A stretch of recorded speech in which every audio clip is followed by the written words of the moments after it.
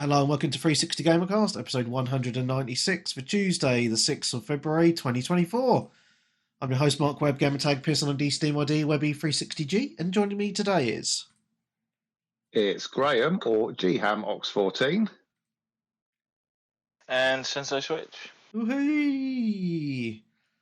So, I'm going to preface this by saying I've got a stinking cold, so I'm going to do my best to mute myself coughing and spluttering everywhere. I'm a little bit bunged up as well. But on positive news, next week, I think, I'm getting me right, we started in 2008, this podcast, 16 years? Is that right? Wow. 2008 to 2024, is that 16? That could be 16 years, yeah. Yeah. Wow. That's a long time. What a lot of differences have happened in that time. Oh, I know. Also, I'm getting old, people. No. I'm 40 next week. What? I know. Old man, Webby, coming at you. Awesome. Yeah, I know. Oh, you can tell I'm really happy about it. Yeah, so... oh, sorry, I didn't mute myself there. Anyway, it's been a decent week for gaming news and stuff, I think. PlayStation had their event, which I thought was really good. I'm going to preface by saying I have played a lot of Like a Dragon, Infinite Wealth, and not much else. Right. Because that game has its hooks in me massively, and it saddens me a little bit that no one else I know is currently playing it, so I've no one to talk spoilers with. Because there's a lot of amazing story hit things that I would love to talk about, but I'll probably have to wait until next year for Darren to finish it, since he's not started it yet. Yeah, so we're going to talk about that in a bit. But I think we'll start off with Graham. Talk to us what he's been playing, since we've not haven't heard from you for a little while. I've been back in Retro Corner. Ooh, I was taking Nick's place, are you?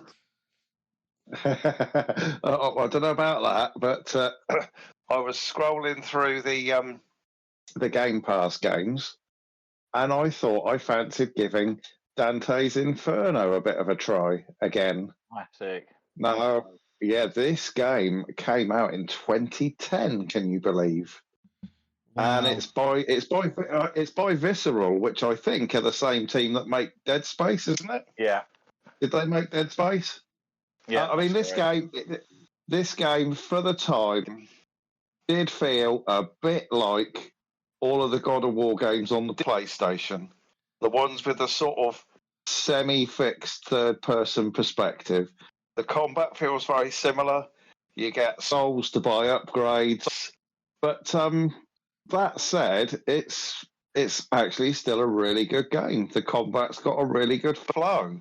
That's published by EA, wasn't it?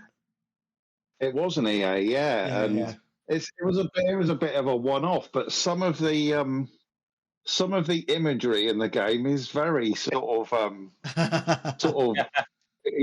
titillating, shall we say. I seem to remember giant vaginas with teeth. Yeah. And animal and sort of pulling out someone's nipples. Yeah. That's right. But I've sort of only done about sort of 10 hours into it at the minute, but it does just remind me of, like the PS2 and the PS3 era God of War games. That sort of it's very, very similar. You have a combo meter. I think the only real difference is with this is you can like press the trigger to grab enemies, and you have the ability to either punish them or basically forgive them. And I think each way sort of kills them, but it kind of tops up a different coloured soul energy and you sort of have That's blue right. soul energy and red soul energy, and you sort of have sort of two sort of skill trees that you can power up, and you sort of have to determine how you're sort of going to kill the bad guys, to which tank of energy you're going to fill up to which sort of what sort of power ups you want to get yourself. But no, it's quite interesting, and for the time, it's not a bad looking game, really. I mean, even now, really, it still holds up, because this was originally it was a 360 game, but Well, it to be still fair, looks mate, decent now. it was kind of a golden age of video games. Yeah, definitely. In my Absolutely. opinion. And to be fair, games have gotten better looking since then, but not by a giant margin. No, I know what you mean. But no, I mean, it's on Game Pass. Obviously, it's like a 360 emulated game, but definitely worth a look. It's got some interesting ideas in there. Absolutely. Excellent. Good times. Cool. What about you then, Yeah. Darren? Back in. I've mainly been playing this week, shockingly, even though we've had some good games coming out. Remnant 2 still. Nice. Just playing it in co-op with a friend of mine on PlayStation. So I've got one trophy left to get the platinum for the standard game. And I did also purchase the season pass, because there's a DLC out for it as well called The Awakened King. Right. Which adds like a whole new sort of like area per se and storyline to the game. I wouldn't say it's like a new biome, because you've still limited to Narud, Yasha, and Lossum as like the three main kind of worlds you visit. So this one's set in Lossum, and they've got 3 plans. So I reckon the other 2 are going to be in the other areas. But you start off in a place which is fairly big. To be honest, very different than like the areas that you'll go through in the main game. There's like a dockyard and boats you hop over and all those kind of bits and bobs. Yeah, I've enjoyed it. I wouldn't say it blew me away, but there is new guns and traits and rings and amulets and stuff to pick up in there. I think I've got 2 achievements left, or trophies to get in that DLC. But I think one of them is actually supposed to be a bit of a pain, and it depends on, obviously, you re-roll the campaigns to get different outcomes and storylines and stuff. So I think with a lot of those, it depends on the kind of role you get with it. Wow. So, so I'm still playing it, but I will probably start dropping off it like once I platinum it. Kind of a thing. Oh, well, I'm glad that you've been enjoying it, mate, because it is a fantastic game. Yeah, I mean, it still had the issues, like the reloading thing is a pain, but I've kind of solved the healing issue by equipping a heart that enables me to like heal doubly quick. Yeah, oh, fantastic. So it kind of counters that annoyance of like you just casually pulling it out of your backpack while things are trying to smash your face in or shoot you. Yeah. Depending on what world you're on. Fantastic. And there's some really interesting build diversity and stuff. Oh yeah, new class was added with the cool. With the actual thing, and new armors, like a lot of new armors as well. Nice. That's good. Yeah. New enemy types, which is always nice to see as well. But yeah, back to you, I guess, as I talked about it for the past couple of weeks. Yeah, so I'll just have to keep muting myself. So, obviously, my most played game is Like a Dragon Infinite Wealth, as I mentioned at the beginning. And I know I banged on about it last week. I think Darren, we talked about it for about 40 minutes. What, Like a Dragon? Yeah. All right. Yeah, because your brother sent me a tweet saying, I can't believe you cut off the podcast before my brother had said anything. All right. It was a Patreon one, wasn't it? So, all right. So I replied to him saying, "You best subscribe then." But I'm absolutely loving this game, loving it. I mean, it's only been out about a week and a half, Yeah, and about that. Yeah. and I've played it for 60 hours, and Blimey. I still haven't finished it. It is amazing how huge this game is. There's so much to do. And I know I banged on about it last week, so I'm going to try and keep it shorter this week. However, the more I play it, the more impressed I am with it. So this is a minor spoiler, so it won't affect the story or anything like that. But at the beginning of the game, you are not in Hawaii. You're in the area from the first game, Yokohama. And the whole map is there. And you've also got Hawaii, which you travel to and spend a lot of time there, and it's huge. You've got Doko Island, which is the minigame thing, which is, I think I spent at least 20 hours just on that, to be honest, because there was so much to do, and it's a really good way to make money, to buy better weapons and stuff. So I highly recommend it. And also, Camarocho's in it. That's from the original, wasn't it? Yeah. Well, not just the original game, the original games. Every single original Yakuza game was set in Camarocho and some other areas, but the whole city. Is that where Like a Dragon was set? Because that wasn't in Yokohama, was it? Yeah, it was in Yokohama. The first Like a Dragon, I think it's I think it's called Yokohama. It's called something. It's in G something. Yokohama. So you got the map from the first Like a Dragon, which I've called Yokohama, which it might have another funny name in front of it, but I can't quite remember it off the top of my head. And then Camarocho's from the original Yakuza games. Yeah? Right, yeah. So, and that really surprised me that area was in it, because it's the whole city. It's fucking massive. They did a test drive too on you, mate. I know. So I'm not going to give away any story spoilers at all, because it's the main part of the game. But throughout the game, you play as Ichiban, who's from the original Like a Dragon, and Kiryu, who's from the original Yakuza games. And it's really hard to say without spoiling it. All I'm going to say is, right, as myself, who's a mega fan of these games, I have played all of them except for that zombie one that Darren lent me and I kept for 10 years, and then Dead he Souls. finally got it back. And they should remaster that. That was really unique and interesting, because it was kind of sort of like a mix between turn-based and action in a way. Yeah. It's bizarre. And third-person shooter as well. Yeah. And I've not finished Ishin yet, but those are the ones I haven't played or, say, finished. But I've played all the mainline games. It's really... They've done... When I'm playing there, I'm trying to be very careful with my words here.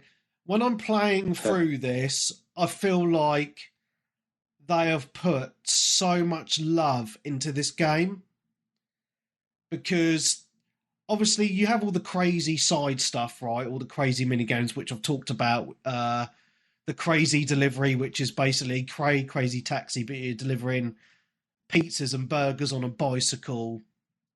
At least you're not picking up trash on a bicycle. Do you remember that? Yeah. And there's another one, that Sicko Snap one, where you go around on a trolley taking pictures of men in pants. And then you've got another side mini thing, which is basically a dating thing, where you see this lady and you have to date women, and then if you get the date, it's actually like a proper video of them like in their underwear, and they're sitting there going, "Hey," and it's like, this is fucking weird. It has all that craziness, right? Which I've talked about. It's very Japanese. And that's what I love about them, right? Because it's an insight into that culture, which is weird and wacky, and I love that. But no, we should westernise it all, mate. Make it all homogenised and horrible. Yeah, but if you take away all the crazy side stuff, the actual main story stuff, the main campaign stuff is quite serious and is really well written. I always compare them to like a Japanese video game version of The Sopranos. Yeah, because it's all like the gangs and all the stuff that goes on, and obviously you've got all the backstabbing and all that sort of shit going on, and it's really interesting. But it, because it's the Yakuza, it's all about the respect and cutting your pinky off, like if you're asked, and all that sort of shit. It's all in that, right? And it's just fascinating. I love it. But the games are really long. And the reason they're long is if you're doing all the side stuff. Now, apart from the main story and the crazy, wacky stuff, you've got all these things called sub-stories. And there's loads of them. Absolutely loads of them in this. And it's all like, some of them are quite serious. Some of them are quite funny. A lot of them are just helping people out with things. I think I talked last week about the kid who on his lemonade stand, and that was really funny. Yeah. But later on in the game, there's specific sub-stories just for Kiryu, because there's certain points at the story where you only play as Ichiban and his band, and then Kiryu and another band of people. And then Kiryu himself has his own personal sub-stories, and it's really good fan service for people who have played through all the old games, if that makes sense. Because if you think about it, right, Kiryu on his own had 7 games, right? Yeah. And those games, are long-ass games. You're talking 50-hour-plus games, right? And they started off in the PS2 era. I mean, I started playing them on the PS4 because they started off doing the remasters, and I started from zero and played them all in the correct order.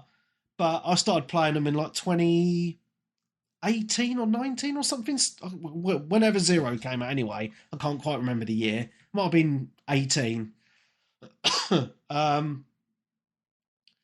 So, I've spent a lot of time with the character. I've spent a lot of time in Kamurocho, because basically one of the themes of the game of the original Yakuza games is they're pretty much, most of them are set in the same city. So, you'll play the next game and everywhere will be the same or very familiar. Obviously, time goes by, right? Because the original game starts in like the 80s and then time moves forward. So things obviously do change, right? But the characters are there and you watch them grow old, shall we say, and things changing, but the places are the same. So like when I went to Kamurocho in this one, I was like, oh, I remember that area. Fucking hell, I remember having because you spend a lot of time like big battles of stuff. I was like, I remember having a battle there and stuff like that. And it's quite nostalgic in a weird way, which is cool. But with Kiryu, he has certain, I'm going to say sub stories, but it's kind of reminiscing on those old games and all the things that he's done in the past, if that makes sense as well. So it was really weird for me, because like I was going to certain areas, and before I clicked A on that sub story, I was like, I remember this place, I remember doing this there, and then the sub story would kick in. I'd be like, fucking hell, they're talking about it now, you know what I mean? So for me, that's really, really good. And I'm a bit of a man's man, I shall say, but some of the stuff that happens gets quite emotional, and that's what kind of why, without going into specifics and stuff like that, like it's really hard to. I really want to talk to someone about this stuff, but I can't because I don't want to spoil it for people, right? So, but what I will say is, if you've played all the other games and you really dig that character, I think you'll love this game, because it's kind of a love letter to Kiryu. Because I mean, obviously I've not finished the game. I've still got about another four chapters to go. But I had the way I feel. I don't know if this is going to happen or not because I've not looked at any spoilers, so I don't know. So this isn't a spoiler, but I get the feeling that this is going to be the last game that we see him. That is how this is kind of. I feel like the way they're going with it is kind of an ode to Kiryu, and it's kind of passing on to Ichiban now, for the next games coming forward. Because when 7 happened, and it felt like that was Kiryu's last game. And then obviously we just had the man who raised his name where he kind of come back, and now he's in this one. It's like, hang on a minute, I wasn't expecting to see him again, but we could see him in further games, I guess. I don't know, but it really feels like the way that the stuff that I've talked about with him, I do feel like it is his last game. So, which is why they're really going into all that kind of stuff with the memories and that. And I'll tell you what, it's mad because I've got to points in the game where I think I've spent hours doing all this stuff. Surely I've got to be coming to a conclusion soon. And then a whole new fucking massive area jumps up because, like, Kamurocho doesn't happen until, I've only just opened it up, like, yesterday. And I was thinking, fuck me, I've done, like, 660 hours here. Fuck me, you know what I mean? So, it's a long game. And I'm just loving it because there is that weird and wacky stuff with the island and just some of the subplots and the mini games, stuff like that, which I'm loving. But as I say, the main story is really, really well done as well. And it's just a shame, I think, that because it's kind of a niche game, I shall say, well, the series has been very niche anyway, right? Because the early games, they never had an English dub. And I think that's put a lot of people off, but I think they're starting to become a little bit more popular in the West. But obviously, they're very Japanese games, so obviously they're not going to appeal to a mass market, I don't think. But, I've really, as I said years ago, when I was blasting through the Yakuza games originally, I came on the podcast and said, this is actually now one of my favourite game franchises of all time, just because they're so well done, and I think they've done a good job with trying to open up with the Like a Dragon series because they put them all on Game Pass, trying to get more people into the games, right? But obviously this one you got to buy. But I think the way they did the first Like a Dragon game, because they changed the name of the games from Yakuza to Like a Dragon, because I think it's something that's not called Yakuza in Japan. It's anyway. So they've called so basically, I know I've seen a few people say, like, if you want to get into the series now, probably just play the first Like a Dragon, then the man who erased his name, and then this one. But you're not going to if you do that, and I think, it's a good way to get into it, but if you do that, you're not going to have the same kind of emotional response as you would like someone like me who's spent years playing from the very first game all the way to now. So it's a bit like when me and Darren talk about Final Fantasy 14. We've been playing it for 10 years. We started it at the beginning. We've grown with those characters, all the other characters in the main story, and it's just really cool. When you get the little nods to things that's happened in the past, etc., etc. Whereas someone who jumps in now wouldn't have that same response because they'd get it all very condensed, or they'd skip bits, and that's kind of how I feel with this game series. I think personally, and I know this is just a personal thing, I if you want to get into it, go from zero and do them all. That'll take you hundreds of hours though, and I know people don't have the time for that.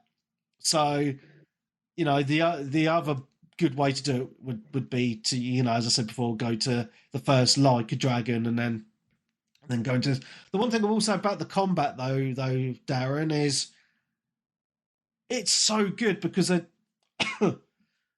mine a spoiler, but it doesn't really matter. The combat is turn based, but at a certain point in the story, Kiryu unlocks an ability where it puts it into the old school fighting mode for just him, and you could just run around the arena and punch people. All right. Yeah, it's really good. Yeah. So, yeah, they've done a really good mixture with that, I think. And all the different jobs are there, and you can rank them up, and you get different weapons. This game is deep, really deep, and that's why I've spent so much time on it, just grinding and doing all the side stuff and doing all the... I've been spending a lot of time doing the Sujimon, which is like Pokemon, but with actual dudes, collecting them and battling them, and there's just so much to it. You know, it's got arcades in it like the other ones, and you can play Sega Bass Fishing, nice. Fighter. Yeah, there's loads of cool stuff in it. You can spend hours just playing the arcades, man. Yeah, and it is the proper arcade version. It's fucking awesome. Awesome. So, yeah, sorry to keep banging on about it, but it's like, this is such a good game. So good. It's just a shame. I think the beginning of this year has just been so overloaded with RPGs that have all released within a couple of weeks of each other. Because, obviously, I've been so balls deep into this, I've ignored Persona, which came out on Game Pass, and Granblue Fantasy Relink, which I literally played for 20 minutes before the podcast just to have a look at it. But I'm kind of trying to make a little rule with myself to not dip into too many games, just kind of enjoy the game I'm playing. And that's been like a dragon. It's just sucked me in. It really has. You know, I've been playing it every evening. Like, me and my missus have hardly seen each other because I've literally just been sitting up here in an evening just playing it till like midnight every night. So good. So fantastic. Yeah, it's been great. Absolutely great game, and I will stop talking about it now because probably next week I will talk about me completing it. So back to you, Graham. I have been playing a little game on Game Pass that popped up. Turnip Boy Robs a Bank. Now, I heard somebody on another podcast talking about it, and it is sort of, it's very difficult to explain. It's like a mixture of genres. It's like a 3/4 top-down. It's a roguelike, and it's almost like in style if... what was the top-down one, which was really violent? Where you had the Hotline Miami. masks. It's very, very reminiscent of Hotline Miami if it was made by Nickelodeon. So you basically you get into a bank. You have 3 minutes to basically steal as much money as you have, and in between missions, you have the ability to build your character so you can fire weapons more quickly or carry more money. You can buy upgrades, things like dynamite, which blows safes open, or you can get pickaxes, which sort of smash sort of like the statues open, and you can get sort of money out of those. But it's kind of like you have 3 minutes to go in, and obviously you have like security guards. You can pick weapons up. And again, you can upgrade your weapons. And it's kind of got this loop where even if you muck a run up, because once the time limit is up, obviously the police turn up, or you have heavily armed sort of other players to kind of stop you from getting out. And if you muck it up, you sort of end the run, but you lose half of your money. So every time you do a run, even if it goes really badly, you sort of feel like you make some progress each time. and it's one of those bizarre games. And I started playing it, and I thought, well, I don't think I'm going to play this for very long. And then I sort of started thinking, well, maybe I'll just have one more go and see how it goes. Do you know what? And the next thing I know, I've been playing it for about 5 or 6 hours. So it's very strange, but it is sort of, it's got quite a lot in it. It's got a very, very strange sense of humour. One of the weapons is a great big fish, which you slap people with. One of the weapons is like a cactus that you fire like a machine gun, and it fires the sort of spines out, which are like bullets, which attack with sort of you fire at the police or what have you, and it's kind of littered with like little tasks. It will say things like, find this piece of paper in the main sort of safe and bring it to this person. So it's slightly objective based as well, but it's a I think it's number 2 in a series, because there was a previous one called Turnip Boy Commits Tax Evasion, which I haven't played, but I've heard a lot of people saying good things about. So I'm tempted to go back and have a look at that one as well, potentially. But it is a bit of a funny old mix, but it just sort of works. It's just sort of entertaining, and it's one of those games that you can just play for 5 minutes, or you can sit down and lose an afternoon if you want to sort of, try and get deeper into one of the areas. But again, Game Pass to the rescue. Excellent, mate. I'm glad you've been enjoying them. Yeah. It's definitely worth a little look. But it sort of does do this thing where you have elevators on the levels or doors, and what they do is when you go through the door, it sort of scrambles the layout as well. So it's sort of got that slightly random element into it as well. So it's kind of every time you play it, it always feels a little bit different. And every run you do always feels like you are you're making a little bit of a dent in your sort of objectives, if you know what I mean. But no, good fun, worth a look. Excellent, mate. Excellente. Darren? There we go. Nice. Well, I'll talk about one of the new games of the week. Granblue Fantasy Relink. Yay! A game I've been looking forward to for a long time, basically since it was announcement.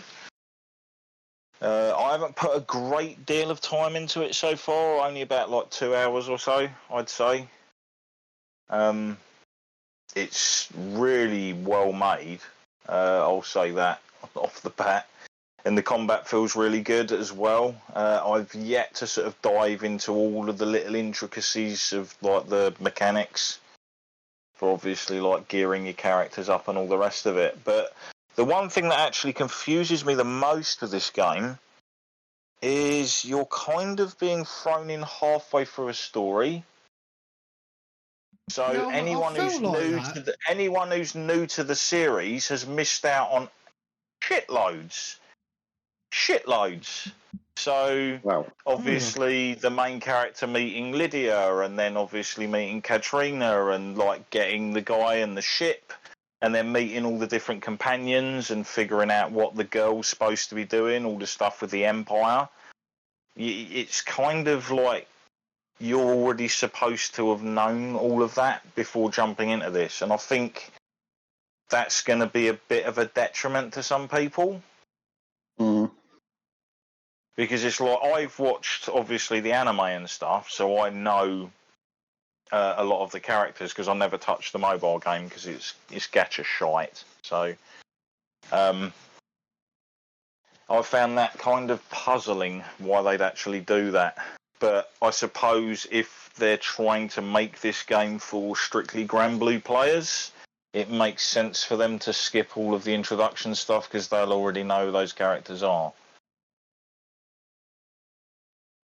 But like I say, for others coming in, it's kind of like, why is she going around collecting all of these creatures, and what is the mission that they're on and stuff? I mean, it might be told through, like, there was a little bit of a flashback near the beginning of the game where it does mention and stuff about like the first meeting with Lydia, etc., and what happened. So maybe it does that for the other characters and stuff as it slightly progresses forward. Because obviously, if you've played it for a bit, Webber, you get to like the first town. I've not even got that far. I've literally got into the woods.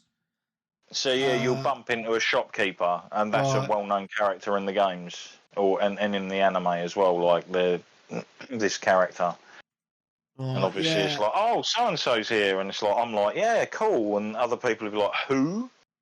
Yeah, and this is what I felt. This is what I was going to say. When I played it, I was like, my first thought when I started it was, this is obviously a continuation of a story, because it just jumped into you on a ship, and there was no reasoning why they're there or anything like that. And I was thinking, yeah, there is a precursor to this, maybe in another game or something. Because I know there's been a few games, right? Well, on mobile phone. Right. Okay. I suppose technically the fantasy versus games they're like a separate thing. Yeah. Okay. Obviously, just like a fighting game per se. But yeah, I'm really enjoying what I've played of it so far. The opening scene's pretty cool. For obviously the your sky ships getting attacked. Yeah, that's pretty cool. And it's playing through like this sequence of events and everything going on and whatnot. Oh, I was like, am I playing a Final Fantasy game, because it's like a summon with the same name as a summon in Final Fantasy as well. I was like, huh?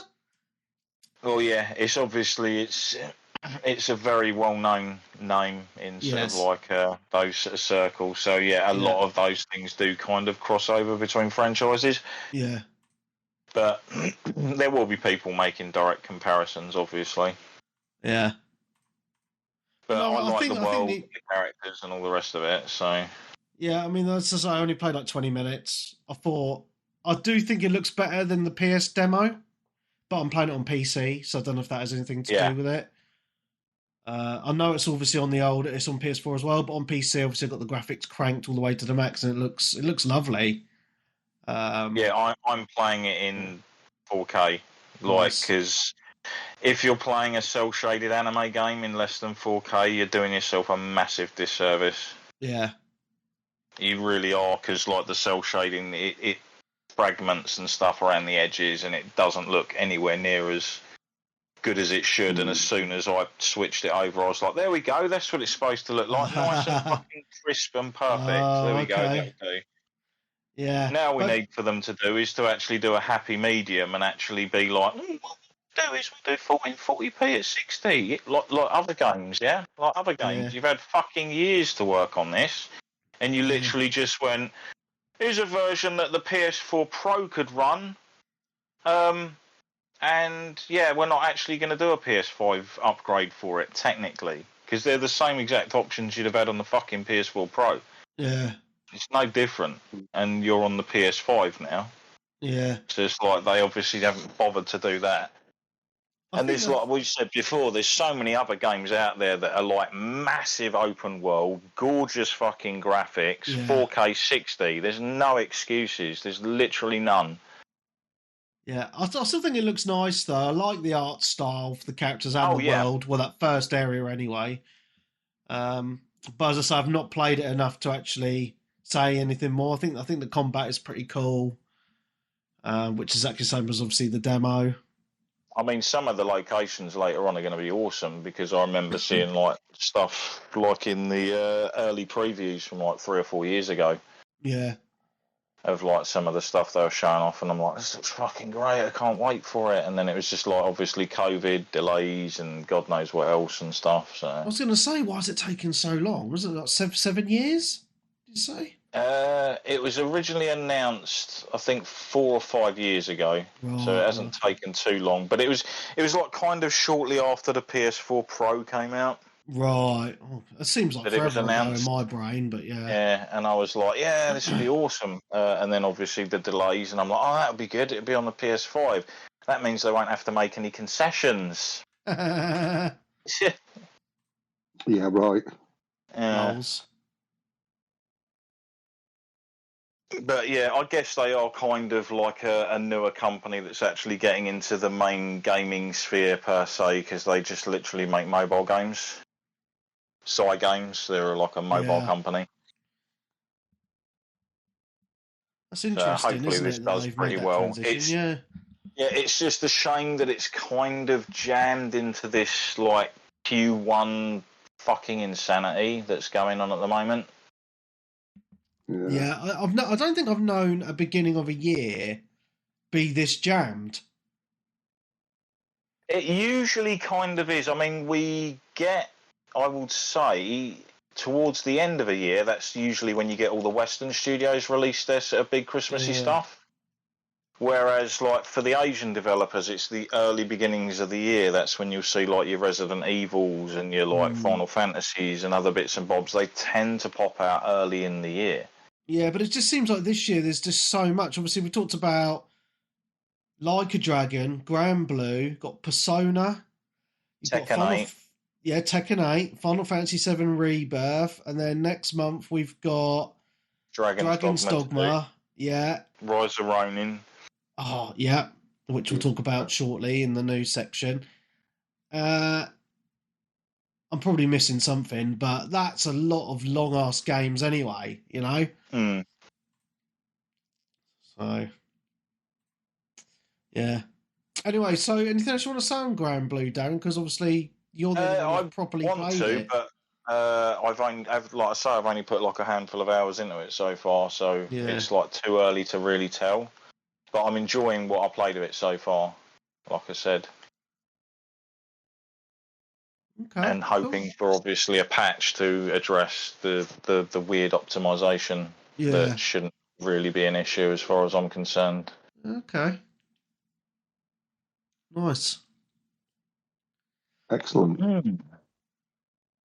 And it wasn't really I will say it's not like a full price game either, is it? It's kind of like, it's not budget, but it's not like a AAA. It's like just under.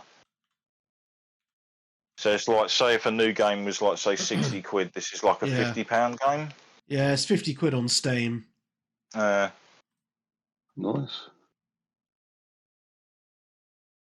Obviously, I don't know how long it is, but I expect it to be reasonably long. And then you've got the separate mode as well, haven't you? Because it's got like that. Well, I was reading that Granblue, the main story, only takes about 15 to 20 hours. Seems pretty short for an RPG. Yeah. That's then again, it might be for people who just rush through stuff. Yeah. Because apparently the same people that would hammer through Monster Hunter World in multiplayer and go, "Oh, that was easy," and it's like, yeah, it might be if you're constantly in a group with other people taking your aggro off. Maybe if you went like the old games, got rid of the fucking pet that you got with you, and Darren, you'll actually have a challenge. Darren, are you sitting down? Yeah. So I've just gone on to howlongtobeat.com, put in Granblue Fantasy Relink. Here we go. Main story, 13 hours.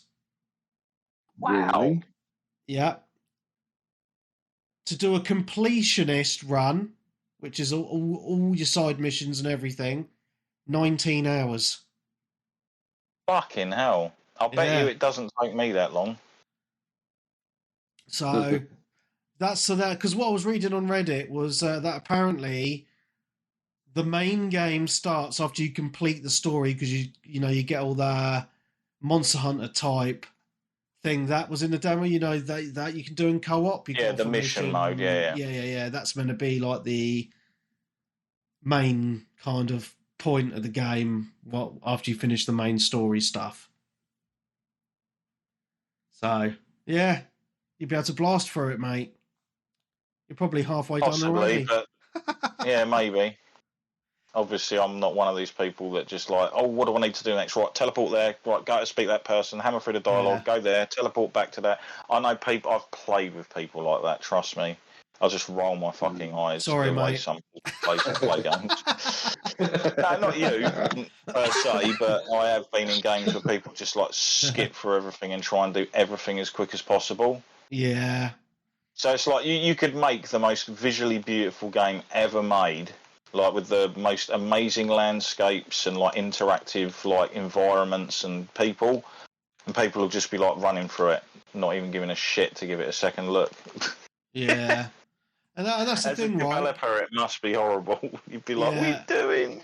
Because like, I was thinking about this, right? Because when I was talking about Like a Dragon, because I probably could have finished the story hours ago, absolutely hours ago, if I'd mainlined it. But obviously, just been enjoying the world and doing the side missions. Even though it does gate you at points, because you'll get to points in the story where it says, "Oh, we recommend you're this level, and you have this star rating of weapons." So it does gate That's you a fair enough. little bit. That's where the people cry. I remember when people cried with what was it, Odyssey. They literally just went story mission. Oh, I can't do that. Oh, I have to do a side quest or something. Oh, this is fucking shit. And it's like, oh my god, mate, you've bought an open world game. What did you expect to do? To just run through it? Buy a fucking linear game, mate, that just takes you through level to level to level, and you'll be happy. Yeah. Like, because I've never had an issue with like running into level gates if I go off and explore and do stuff in those kind of games. Yeah. To be fair, on Assassin's Creed, I got a little bit of that because obviously the game is massive, right? I think I spent about 80 hours in it or something, and I was trying to do mainline the story, but then I got gated, and then I was just like, I did whinge a little bit, and then I was just like, "Fuck it, I'm just going to go and explore and do the." But yeah, you're not. You are going to go off and do that, but that's fine. But then certain other people, oh fucking, I'm not going to bother you off. Play something else. Yeah. But no, I think that's why so many games now have like easy modes and like skipping options and all that sort of stuff. There's people out there that are fucking don't play games. Did you look at the settings for Granblue, Darren? Did you? Because I went through the settings today, right, and I was going through the difficulty options. There is an easy option, like you got. There's a couple of options, and like the easiest option, right, is you don't even have to press any buttons in battle. It says just move the stick in the direction of the enemy, and we'll do the fighting for you. They talked about it. It's basically for people with disabilities that can't play the games properly, but still want to play through and enjoy a storyline and feel like they're playing. Which is like, I've got no issue with that. I think that's fine. Yeah, but I was just like, bloody hell, how easy do you want to make this game for people? Yeah, they're the kind of things that you don't necessarily instantly think of. You'd be like, why have they done that? It's like, oh right, now it makes sense. Yeah, that does make sense actually. I think that's pretty cool. Actually, now you said that. Because obviously we're not going to use it, and even if you were to use it, it wouldn't feel as responsive and whatnot as you want it to be. Because you'd be like, oh, why are they doing that move? I'd have done that move, etc. You become like almost like a bit of a backseat player. Yeah. Cool. Back to me, is it? Yeah, I believe so, yeah. Well, I'm going to be literally probably like 1 minute here. I've only played two other games, and they've been very minor. Final Fantasy 14, just doing some dailies on the Steam Deck. And Marcus and I played some Fortnite today. And we played yesterday, and we actually won yesterday. We won a Battle Royale. And we played today, and then my missus got upset because he's only 6 and thinks he's too young to play it. So I think it's fine, because obviously you've got the Lego Fortnite and stuff. Like, that's all ages. And if he's under a certain age, it won't allow him to use certain skins anyway. So what's annoying, right, with Fortnite, and I'm going to call him out, right? It's not like when we got the game ages ago, right? If you're a new player now, you don't have any skins, and they just give you a random skin every time you log on. and they're Oh, always right. really shit ones. Like, really shit ones. So, I actually stumped up and bought him a skin today. So he could just be the same Ooh. character every game. I know, I felt so Did dirty. you get him one of those new like weird bird characters because they're No. fucking actually kind of funny? No, because I was looking online, right? And because the store's a bit weird, it only shows you a couple. So I went online and had a look, and they had this Transformers one. And he likes Transformers. He's like, oh, Daddy, I want that. I was like, all right, cool, get you Transformers one. Got it from Argentina, and so it wasn't that much, but I'm a little bit annoyed because I bought it and the skin looks cool, but there's no Lego version of it. And Oh, no, there isn't for all of them, yeah. I thought they all had a Lego version, so we went to play Lego and it was like, generic guy. I was like, for fuck's sake. So that really pissed me off. Yeah. So, I'll maybe have to get him another one. But I've noticed some of them are really cheap online if you know where to look, like £1. So, yeah. It's all good. But yeah, that's all I played. Cool. So back to Graham. Well, I very, very briefly played, not for very long, because I saw that you guys had spoken about it and I heard someone else talking about it, as I tried that Go Mecha Ball thing. Oh, yeah, what do you think of it? I've kind of really only got through the tutorial and the first level, but so far I'm quite enjoying it, actually. It's quite an interesting sort of mechanic to have to turn into the ball to basically top up your ammo, but it sort of feels a bit like, I don't know if you remember, there was a game on the PS4 and the Xbox called there were a couple of twin stick shooters, but there was one called Assault Android Cactus, but it's kind of got that sort of very slightly cartoony, but sort of slightly semi-realistic looking graphics, but Right. like I say, I can't speak too much on it because I've really only kind of gone through the tutorial and the first level, but I sort of thought, yeah, I'm probably going to come back to this, and it's sort of one of those I can imagine just sort of being a little, you know what I mean, like a between game sort of quick blast sort of game, really. But no, I'm definitely going to go back, and I saw it was new, and I saw that you guys mentioned it last week, and thought I'd give it a try, really. But yes, it's not bad, actually. Yeah, it's a bit different. Yeah, and I do feel like personally that I've been bashing Game Pass a little bit recently, talking about the Netflix effect and all that sort of stuff, which I do think is a fair comment. However, it is good for that sort of thing because that's the sort of game I wouldn't have bought, but I've tried it out and I think it's a pretty cool game. So it does have its advantages, and obviously we've got Persona 3 on there, which is saved me 50 quid because I'll be playing that at some point. But it does have its advantages, Game Pass. My only real grumble at the moment with Game Pass, and it's only me because my Xbox is very old, so I do try and stream games. Ugh. If I'm trying to stream a game on a Sunday afternoon, forget it. It's not happening. Wow. I've had the message come up.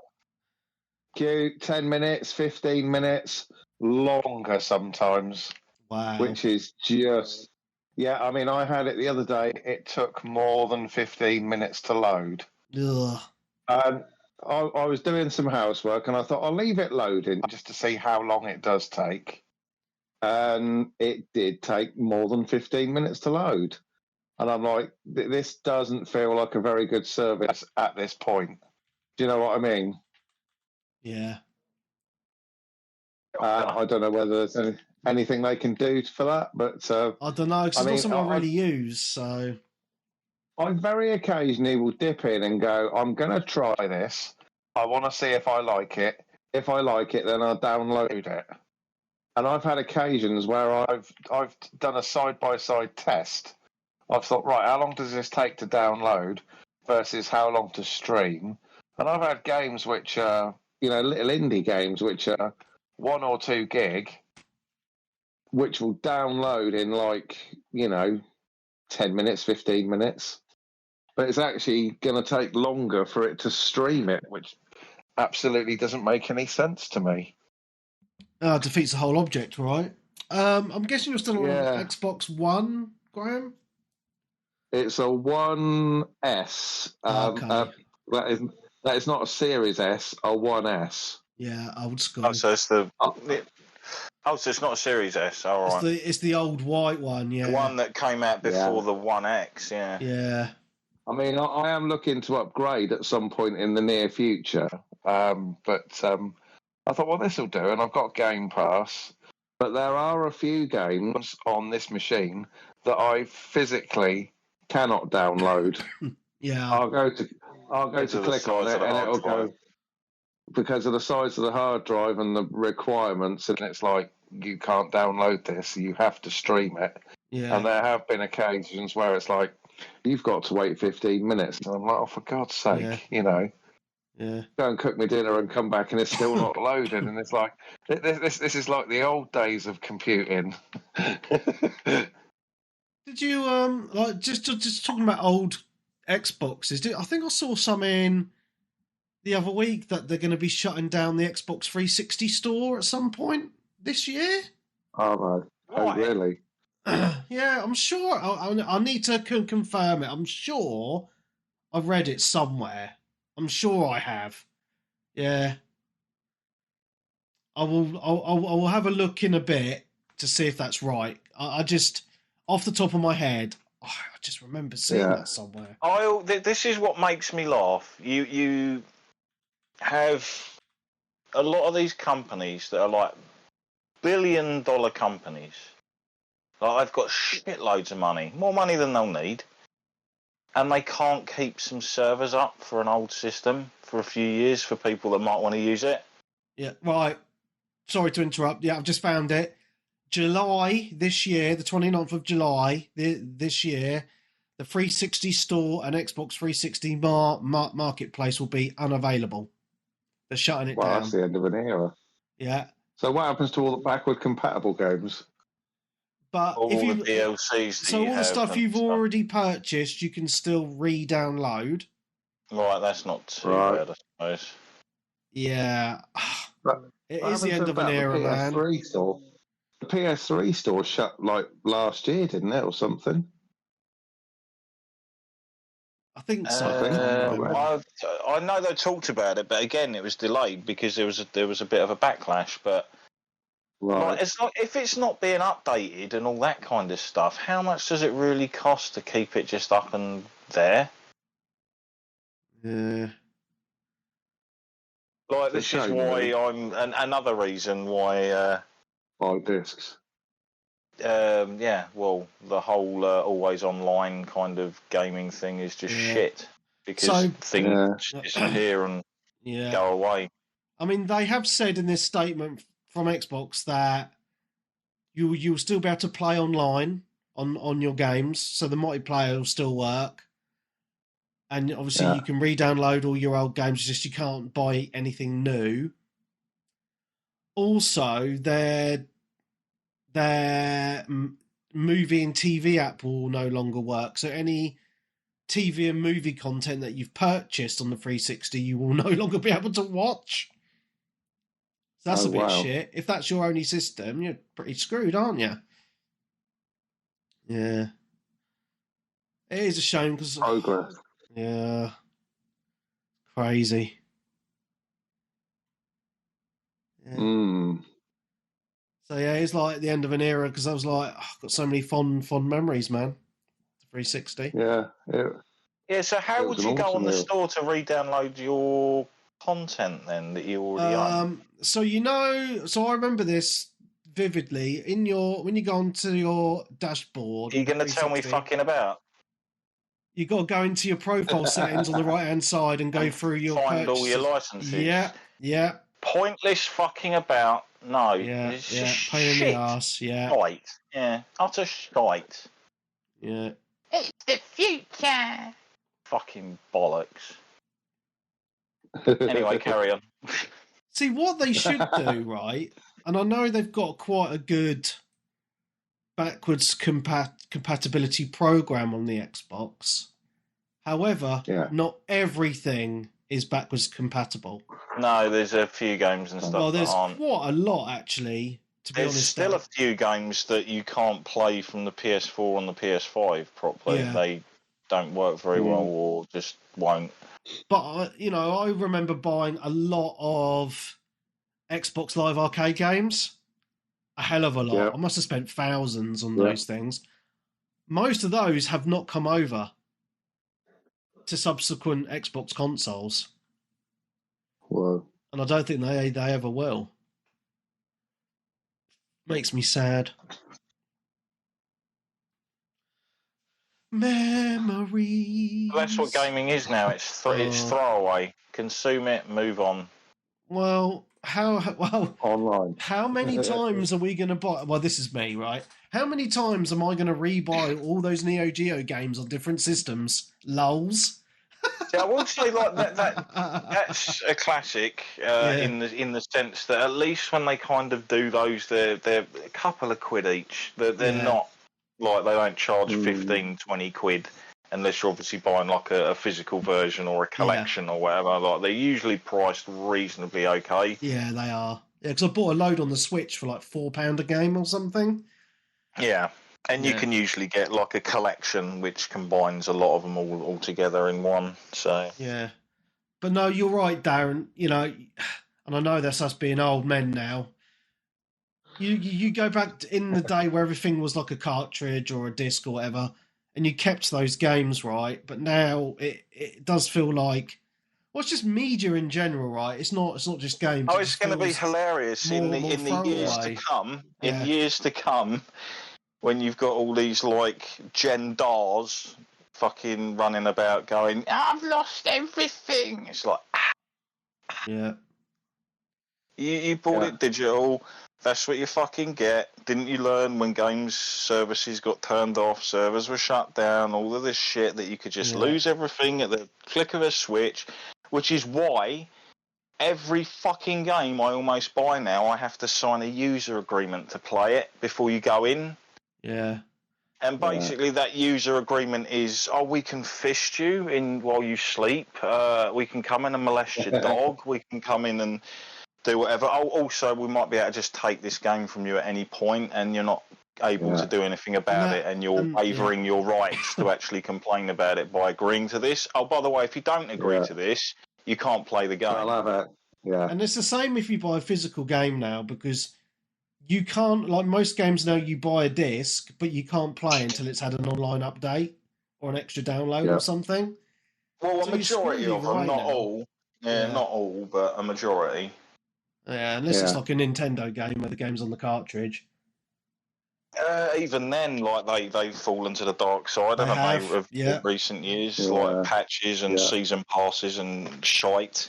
Oh, because didn't they have a game collection, like there was 3 games on a cartridge, but only one of the game was on the cartridge and the other 2 had to be downloaded?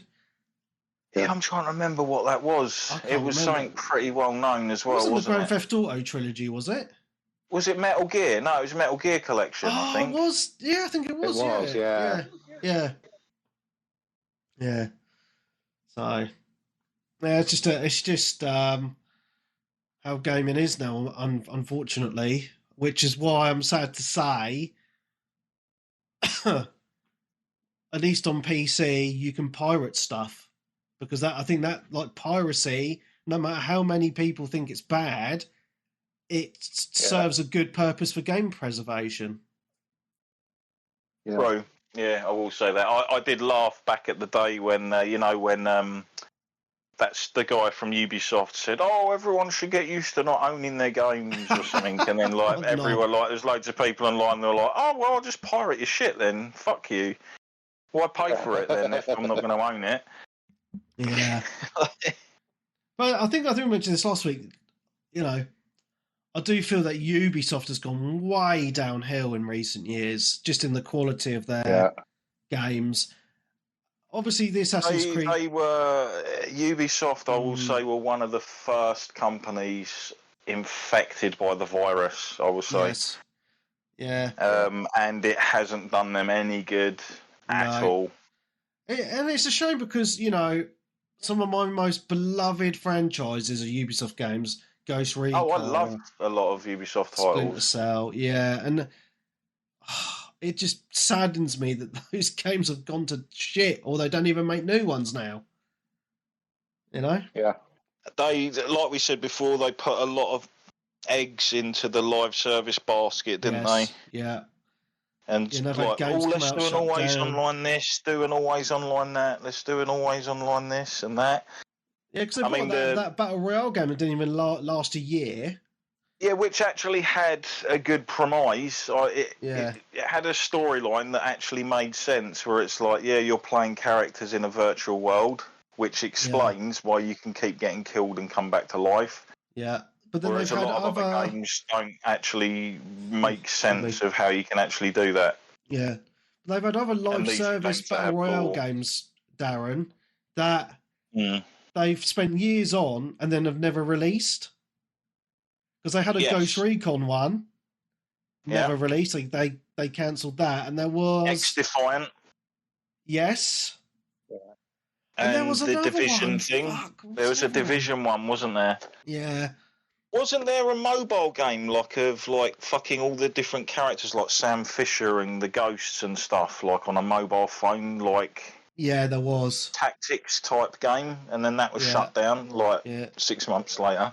I cannot confirm nor deny that I've play tested a lot of these games. Lols. And do you know what the fans have been shouting for the last decade? In the distance, you can hear Splinter Cell. We want to know Splinter Cell. Yeah, but the problem is now... They've never heard that. Yeah, but Darren, I don't think they should bring another Splinter Cell out because it'll be shit. It'll be maybe garbage. You look at how they make games now, right? And I'm not going to go any deeper than that, but people in Discord will know what I mean. It'll just be trash. Yeah.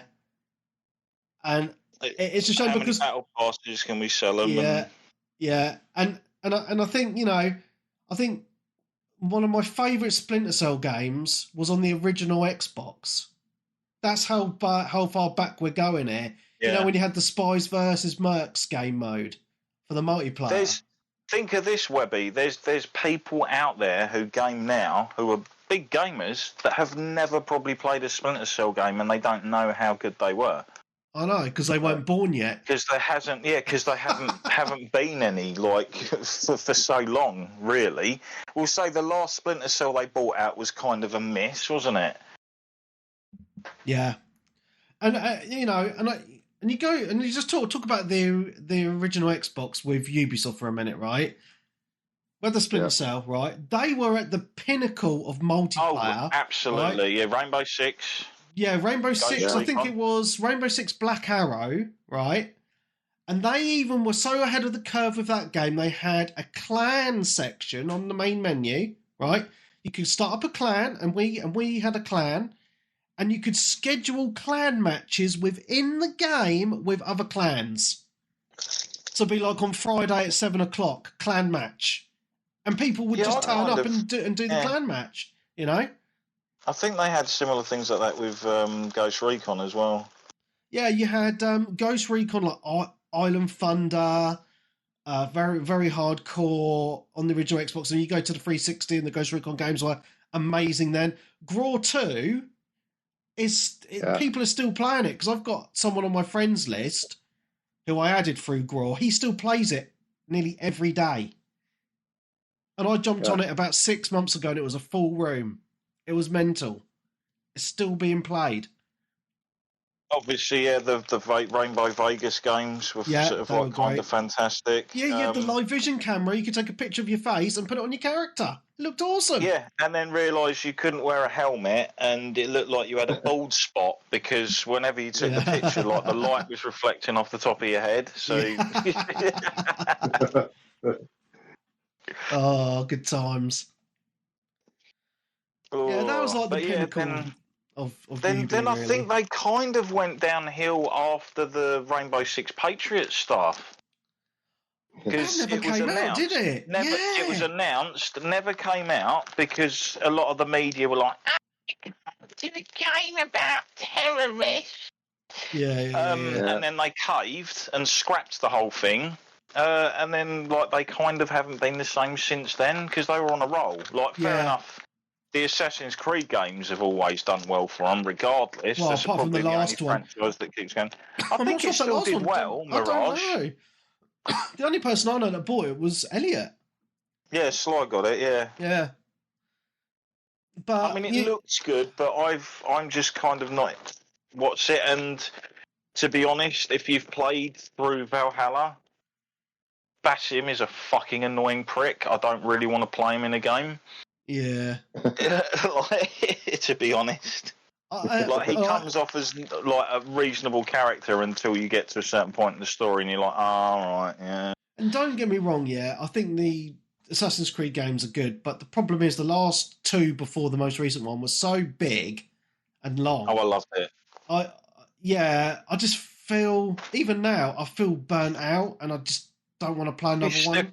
You still feel burnt out now. Yeah, even now. It's like, climb a tower, do the bird thing. Oh, fucking hell, you know what I mean? Oh. I must admit, they did kind of go down on those. And actually, tell a lie, aren't we kind of due a new Far Cry? I don't know, 6 was... When did 6 come out? Was it last year or the year About before? 3 or 4 years ago, mate. No! It was. It was the one with that actor from... Giancarlo Esposito. Yeah. Where is it? When did that come out? I can't. If that was that long ago, fucking hell. Far Cry 6. The text on these is getting so bad actually now, but I reckon just need it's glasses. I reckon it's at least 20. 11th of May, 2023. Last year. Yeah.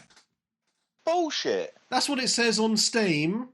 It can't be, yeah, but didn't Epic have a year's thing then? Like, no, it didn't come out last year. No way did it come out last year. I'll have a look on Google. Oh, I am wrong. 2021, yeah. There we go, that's more like it. So, yeah, 3-4 years ago, almost. Yeah. What does Steam say, 2023 then? Because it probably only came to Steam in 2023. It might have been a Uplay exclusive or an Epic exclusive.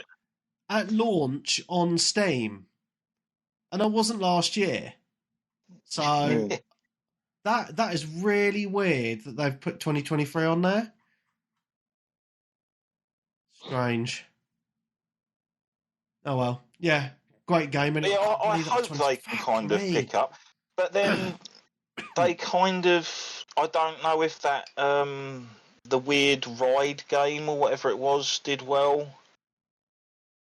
You know, the thing where it was like wingsuits, motorcycling, downhill biking, and all that kind of stuff. Yeah. What was that called? You know, I thought it was quite good, that game, but not brilliant.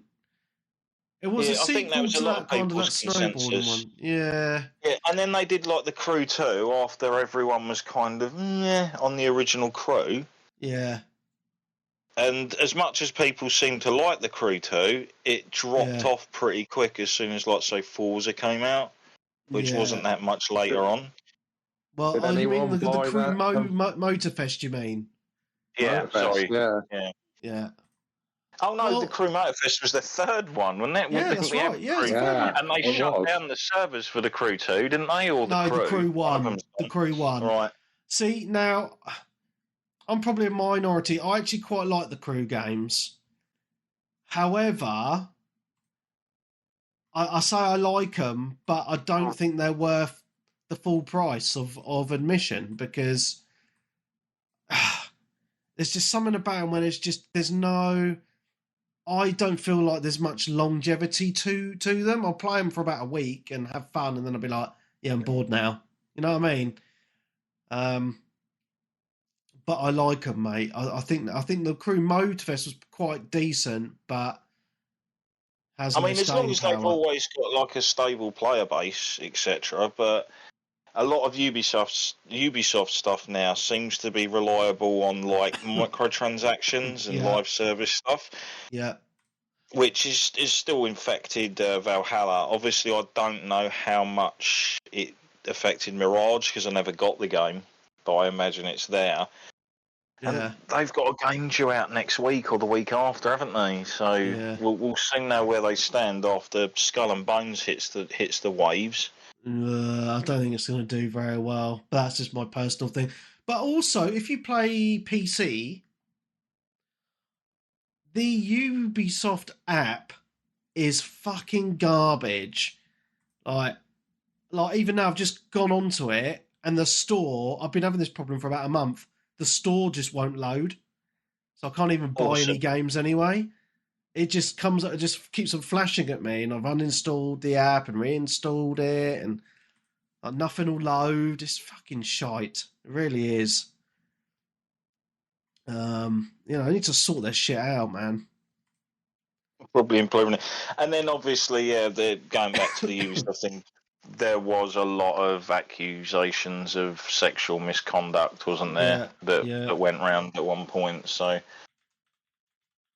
unfortunately, occasionally people hire arseholes to work in places that don't actually act like normal human beings. Yeah. I mean, it seems to happen to a lot of places. Obviously, like Blizzard had it, and probably a few other places here and there. Yeah. But then again, it kind of maybe it came with the lifestyle of the time. Because let's be real, during like you said, the 360 PS3 era, there was kind of a big renaissance in the gaming industry, and a lot of companies were making a lot of money, and things were sort of doing really well. Before corporations came in and sort of trying to take everything over because they realised that they could sell horse armour to everyone for like extra cash. Oh God, that was the test, wasn't it? The horse armour. Do you know what? I probably fucked it all because I fucking bought that horse armour. So did I. We are part of the problem, mate. Yeah. I was like, oh, it's just a little bit of horse armour. Why not? Like, it's only like £2.50 or £3 or something. Fuck it. Little did we know. Yeah, I know. We are the problem. But yeah, to be honest, if like I booted up Oblivion and I didn't have that horse armour, I don't think I'd be upset. Nowadays, Bethesda will probably try and sue another one through the Creation Club instead. Yeah. But yeah, going on to have you finished what you was talking about? Yeah. I have indeed. Yeah. I'm done. I've not really played anything else, to be honest. So no, we'll talk about other stuff, I guess. That's fine. So I will talk about two games in one just to save a little bit of time because it won't take long. Street Fighter 6 had a new battle pass, fight arse, fucking whatever the shit it is. Like what's it? And I just literally just buy it and then play through it and earn the money I've spent back on it by going through it. So yeah, I've played that this week. It's sort of like kind of Ed themed because he's the next character that's actually coming out. They're leaving Akuma till last. Because obviously that's the character that everyone really wants, I suppose. I was never a massive fan of Ed. In fact, there were a few characters that were added to sort of Street Fighter 5, etc., that I never actually vibed with or the way they played. Okay. And I think Ed was one of them. He sort of like controlled a bit weird, and so did Falk. So yeah, there's that been going through. But I have put quite a bit of more time into Diablo 4. Oh yeah. Like the Season of the Construct stuff. You level up in it so quick, it feels. Yes. Right now. Yeah. Like I'm level 52, and I swear I've only been playing this for like maybe 4 or 5 hours in total. Wow. So that's a hell of a lot of a jump in theory. But yeah, you were pretty much right last time. I enjoy pretty much all the new stuff, except those stupid trap dungeons of annoyance. Yeah, they are a pain in the arse, aren't they? I think it makes it even more slightly annoying that whenever you get hit by one of the traps that's spinning around or whatever, like the demon guy laughs at you. Huh? Yeah. And it's Yeah, like, it's very fuck off, repetitive. prick. Yeah. Yeah. It's like, fuck off with this stupid traps, prick. I can't wait to bury you into the ground when I actually finally get to fight you. But yeah, the combat's fun. Running as like an all-electric mage is quite amusing, I will say. There are times when I feel like I'm almost like melting everything. It's pretty fantastic. Nice. I just got to work out, obviously, my build off of legendaries and stuff and what I'm going to go for. But now I've unlocked like all the Paragon stuff, I can start really specking into the elements and stuff. But yeah, it'll be cool. I will say, if people are thinking of jumping back into it or doing stuff on the new season, wait until this coming week to do it. Because there's going to be an event occurring from, I think, the start of next week till like the end of the following week. Okay. Which is something to do with the Lunar New Year. Right.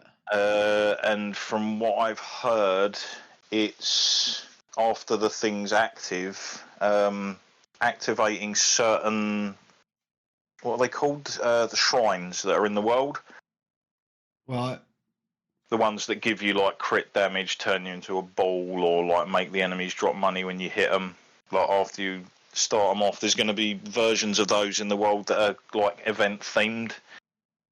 And you will earn stuff by killing a load of enemies while the buff is active during that. And there's tiers and rewards and titles and stuff to earn from it. So it seems like a good time to jump back in and play. Also, I'll probably be moving a lot of my buffs over onto the increase duration of altars or whatever it is. Because those of you that have got the season passes, you earn like the sands that you can put into the different buffs. At the moment, I've got them all in XP, but obviously when the event starts, I'll shift all that straight over into the shrine duration, just so they last longer. So yeah, I will let you know what that's like next week with any luck. Nice. So yeah, that's those two out the way then. Awesome, back to you, Webby. I've not played anything else. No. I haven't played anything else at all. No. Because literally all I've been playing is mainly Like a Dragon. Yeah. Well, that's it. I've got obviously Persona and was it Jujutsu Kaisen sat here as well. I haven't really stuck on and tested that out yet either to see what that's like. There's just been a lot of really cool sort of big games flapping around at the moment. And not only that, like I just said, you've got like a battle thing going on Street Fighter, you've got a new season starting on Diablo 4. There's like so much shit to do in so many different games currently. Yeah. Yeah. And that's like thinking of all the events that are probably running in all the other like weird live service titles as well. Yeah. This is where I think companies kind of get screwed out, because back in the golden age, we'll say, you just used to dip from game to game to game to game to game. Yeah. And now you've obviously got so many games that have got all these different events and other things running, like Fortnite, etc., for like the Battle Royale stuff. Yeah. We've said it before, there's only so much time people have. Yeah. And you're only going to really jump in and play and put your time into one game, which means you're ignoring a ton of others that you might like because you've been locked into something. Yeah. This is why I'd love to go back to the day of like, you can play this game whenever you want. You don't need to log in and do a daily or a weekly or a fucking monthly challenge thing that's going to run out and get the leaderboards to get this thing and that thing, etc. Yeah. It'd be fantastic if we went back to that. And yeah, there are games out there like that, but a lot of the big companies aren't making those games anymore. Mm-hmm. Yeah, that's the problem. They're just trying to keep you playing for as long as possible, but Get money out of you. I like to dip between game to game. You know Well, what I mean? the way these companies used to get money out of me is they'd bring games out and I'd buy them. Yeah. Like, it's a strange concept, quite foreign to some people, but bringing out 3 or 4 games that I will buy over a year compared to one is usually quite good. Yeah. I mean, people are saying now, like, oh, there's such a variety of different games out, and then you think back to, like we said before, last gen. Oh, there's 4 games out I want next week. There's 3 games out the week after, and another 2 after that. And it never felt like too much because those games weren't like 50-hour-long games. Yeah. Yeah. They'd be like 10, 15-hour experiences that you go through and enjoy and be like, oh, nice, I can trade that back in or lend it to someone or just keep it in my collection to play whenever I want. Yeah. Or if it's got like an online portion to it, we'll jump in and do some of that with some friends, etc. Yeah. Yeah. Shall we get to the news? If no one's played anything else? Yeah, go for it. Looking at the time. That's all. Yeah, no, that's fine. Because I've got last week's news as well that we didn't talk about. So. Oh, sweet. Was there any much news last week? Yeah, it was a little bit. Yeah. So, obviously, we never talked about Xbox / Activision have laid off 1,900 staff. Yeah. Which I think is a bit of a kick in the balls. I think it was mostly Activision staff, and I think there's actually something going on with the American government are looking into it now, because I think Xbox said there wouldn't be mass layoffs after the buyout. And how long has it been since the buyout? Not long. No. Literally about 3 or 4 months at the most, isn't it? Yeah. Since the official thing went through. Yeah. So that's pretty shitty, especially since Microsoft have hit record profits last year as well. They've overtaken Apple now as the most profitable company. This is what makes me laugh. Yeah. You'll always get it all the time. Like, oh, we made so much money last year that we're going to put our prices up. And make a load of people redundant. Yeah. Like you see it with all the other industries, like the oil industry and energy industries and stuff. They're making hand over fist, and they just keep putting the prices up because the governments aren't putting any regulations on them of how much they can and can't charge. That's ridiculous, mate. Yeah. So as part of that, though, there was a game called Odyssey that was been in development at Blizzard since 2017. And it was almost done, apparently, and the whole game has been cancelled. Yeah. So that's pretty sad news, because that's many years of work down the drain there. To be honest, at one point when I was younger, I did sort of think like how cool it would be to work in the gaming industry as like a programmer or making games. Yeah. I can actually imagine it being quite depressing and frustrating. Yeah. Yeah. Well, because this isn't just one game. There's countless games that get like 2/3 of the way through or half the way through development, like all the concept and all that lot, and then it's just nope, throw it all out. Well, even back in the day, like on the PS1 and before that, some games were finished and never came out. You see it on Modern Vintage Gamer on YouTube.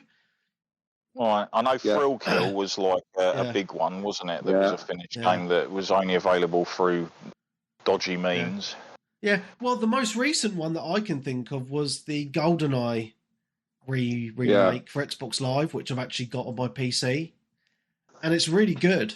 And it never came out because of licensing issues. And I thought it hit Game Pass.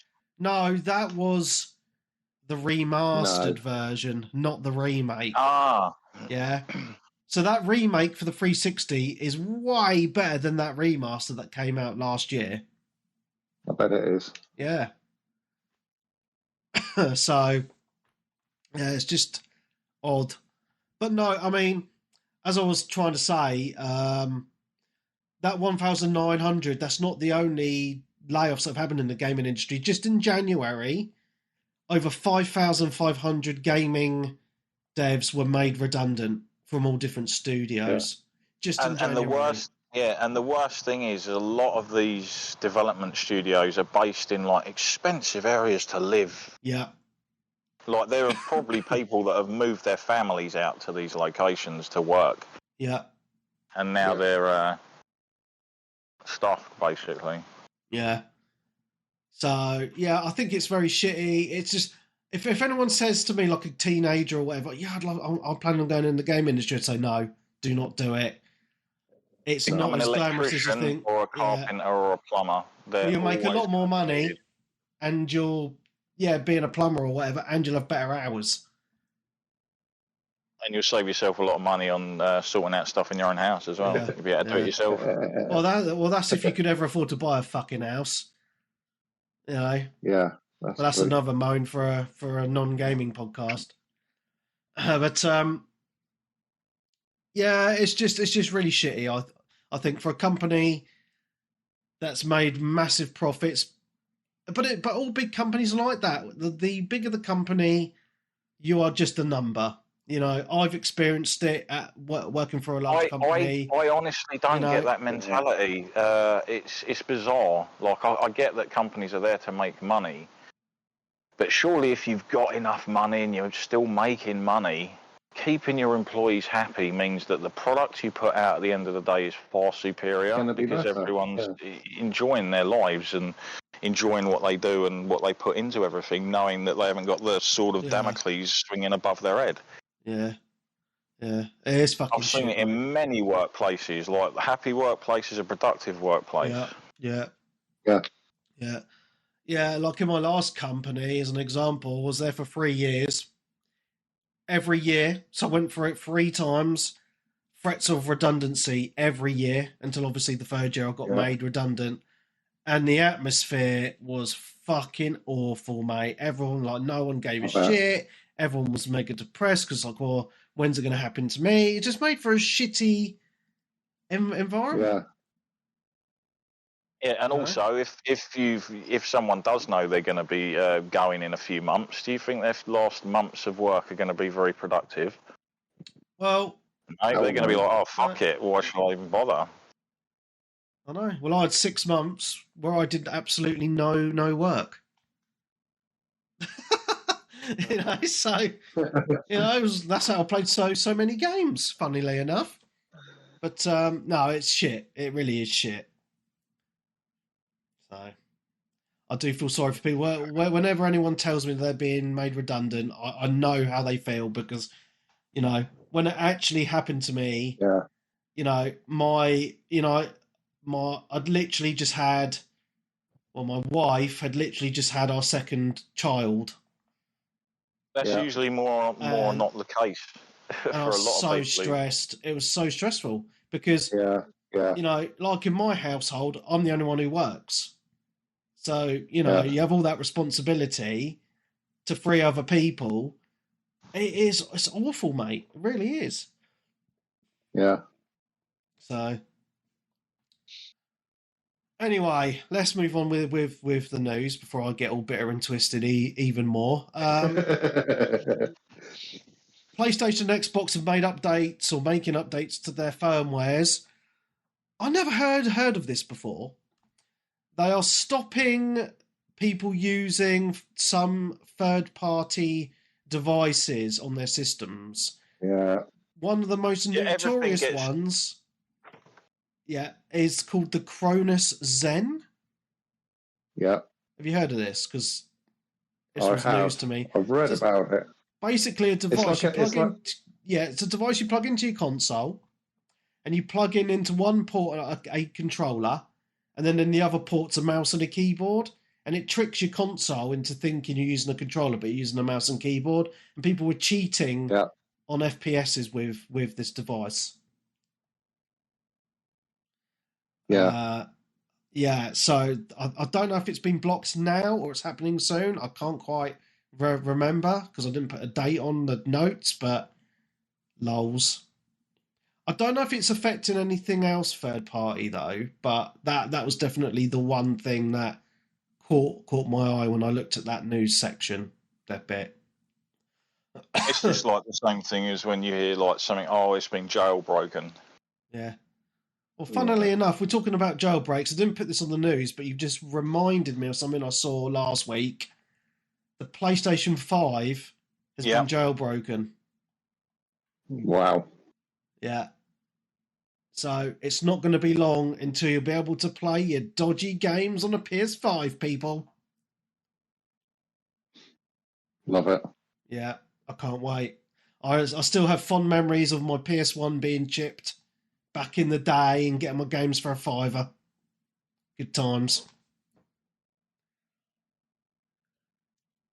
Not that I can officially condone piracy on this podcast, but there we go. Oh, absolutely. No, of course not. Yeah. You'll need to join the Discord for the piracy section. This bit of news I found really interesting. So we talk about loot boxes and shit, yeah? In games. Yeah. You know how popular Counter-Strike is on PC, on Steam? Yeah. Yeah. In 2023, Valve made over $1 billion on loot boxes on Counter-Strike. Yeah. Oh, the skins thing is actually business in that game. That is insane. Over $1 billion just on loot boxes and the skins. Crazy. That'll do it. Yeah. So I just thought that was quite interesting. And then obviously last week we had the PlayStation showcase thingy. What's it called? The Let's Play or the State of Play? State of Play. That's the word I'm looking for. Sorry, I'm feeling a bit sicky at the minute. So, and I actually thought it was really good. I don't know about you guys. Me and Darren were in a chat on Discord while we were watching it. I sort of caught the highlights, and I thought there was quite a lot there to take away. Definitely. I'm going to say this: it put the Xbox One to shame. I still say the Xbox One wasn't really a proper one. It was done for like the consumer show. Yeah, maybe, but if we're comparing them because they only come out, they were within a week or two of each other.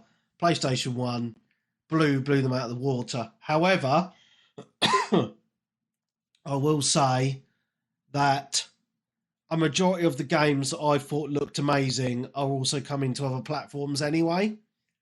So it's not all rosy for PlayStation when it comes to PlayStation exclusives. The state of plays are apparently for the third-party studios, right? In general, and then the PlayStation, whatever the other thing is around E3, is usually for their first-party stuff. Well, a few of these games are exclusives, though. To be fair, but not many. Because you've got a few games that have been on PC for a while, like Dave the Diver. It's coming to which I think is really Switch cool as well. Yeah, so it's either coming or it's out. Yeah, so that's awesome. And then we had. I'm just doing it in alphabetical order because that's the list I pulled off the website. Death Stranding 2. How fucking weird does that look? It looks Kojima crazy is the easiest explanation. Yeah. Now, I don't know about you guys. Did you play the first one? Yeah. Did you finish the first one? I didn't finish it, but I did play the first one. And I think it's something I keep meaning to go back and doing. Yeah. I think this is a problem with it because I never finished it either. And I was enjoying the first one because the graphics were good and the exploration and all that, but you get to the black stuff and you lose all your stuff, and it's just become, for me, like that portion of the game become more of an annoyance than just fun gameplay, and I just kind of gave up on it. And I think that's a lot of people had a similar issue. Yeah. But it does look cool, but it's not a game I'll buy. I'll wait till it's like cheap or something. But On PC. it looks really interesting though, because I like that he does things completely different and just You fucking just weird. know it's one of those things where even if you weren't aware of what game it was, just from the visual aesthetic, you'd be like, yeah, this is Kojima all over. Yeah, Yeah. yeah. Cool imagery and other stuff, but the story's just strange and out there. Yeah. Okay. Oh, I found a better list anyway of the order that it was shown in the show, I think. But Helldivers 2 was the first one that was shown. Yeah, that's on my list. Yeah. Looks quite cool. I never played the first one though. I played the first one quite a lot actually. It's pretty good fun actually. It was a twin stick, wasn't it? Yeah. The first one. It was, yeah. Yeah, the first one was top down. This one's like third person behind the shoulder sort of view. But the first one had a Vita version actually. I might have played it on the Vita then, if it's that old. Which I think is where I played most of it was on the Vita actually. Ooh. That's out But in no, 4 it was, days. Yeah, apparently very, very soon. Yeah, next week. Now, what's interesting about this is it's also launching on PC the same day as PlayStation. Oh. Yeah, I can't remember the studio that make it. Arrowhead Game Studios, published by PlayStation. Right, no. Different one then. Not the ones I was thinking of. Yeah. So looks quite cool. Obviously a huge one was Dragon's Dogma 2. Yep. Which looks amazeballs. Yes. I'm really looking forward to it. I'm gonna have to get that on PC because it just looks stunning. It hasn't got multiplayer anyway. I think it's just still the pawn system. Yeah. So that's fine, but no, I'm really looking forward to that. It looks amazing. So yeah, Foam Stars. Do we care about that? It looks like a carbon copy of Splatoon. Yeah, I think it had an open things about it. What was that, Graham? I've heard some good things about it. I've heard a couple of people that I listen to that preview it that say it's actually pretty decent. And the thing with it is it is going to be on PS Plus. And I think that's the smart choice. I think it needs to be on PS Plus to get the most chance of people playing it because it's multiplayer.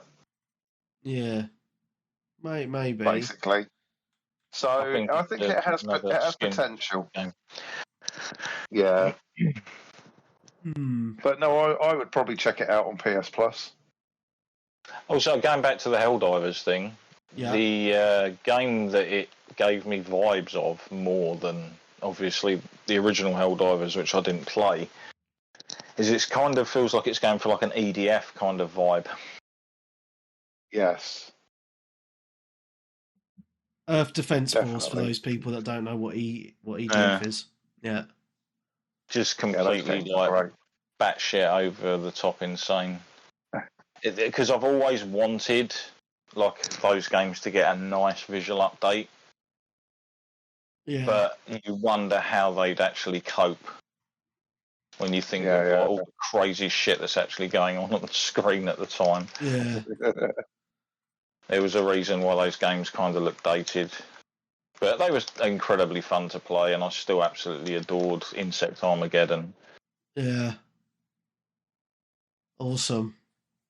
A game I thought looked really interesting at the show was Judas, which is kind of like a Bioshocky type game. It just looked, that Bioshock kind of vibe. I think it's made by the same people, actually. Ken Levine behind it. Yeah, like that weird vibe, kind of scary in a weird way. Looks like it's set in space. Looks really interesting. Now, what I did notice though is that this game is going to be available on everything apart from Nintendo Switch, so you better get on Xbox and PC as well. So it's just really interesting to see this. Yeah, it looks really cool, man. So check out the trailer for that on YouTube. Yeah. Now, I'm not big into VR because it makes me feel sick, and I got a bit jealous seeing the 2 VR games they showed at the show because they looked pretty awesome. First one was Legendary Tales. No, that was the second one they showed. Was it Metro they showed first? Well, yeah, this is the Metro first one on the list. That's all right. Legendary Tales VR. Now I think there's actually been other games called Legendary Tales. Anyway, I've never played them, but what they showed was really interesting because you're going through dungeons. You got a sword and a shield, and the combat looked really cool. And the way you just that was around. The thing. I think like when it started off after Metro, you're like, what the hell is this? Yeah, like it looked like generations behind, like visually. But it looks then fun. It was like everything looks like it's interactive in the game. It's actually there, and if you can actually have a VR game where you can block swords and shields and stuff by just properly parrying them like you would in reality, that would be fantastic. Yeah. Because you could feel like proper great playing through it and being like, yeah, that's right. Yeah, it looks awesome, man.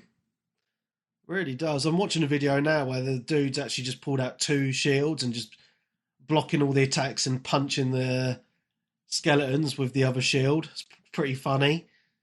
And then the way you pull up your character sheet in front of you as well, and you can flip around your sword and stuff like that. It looks really cool. Looks really well done. So, yeah, it looks exciting for those people that have a VR headset. Oh. And then the other one was Metro. That's out soon, actually. Yeah, can't remember the date. I think it's a digital only. Yeah. So the other one was Metro Awakening, which they showed a very short section of Metro in VR. And it looks really, really good, actually. The graphics look awesome.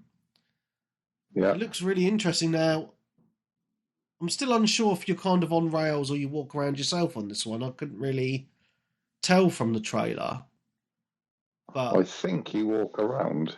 Okay. I hope you do, because I prefer the movement ones rather than the ones where you just like teleport yourself about. Yeah.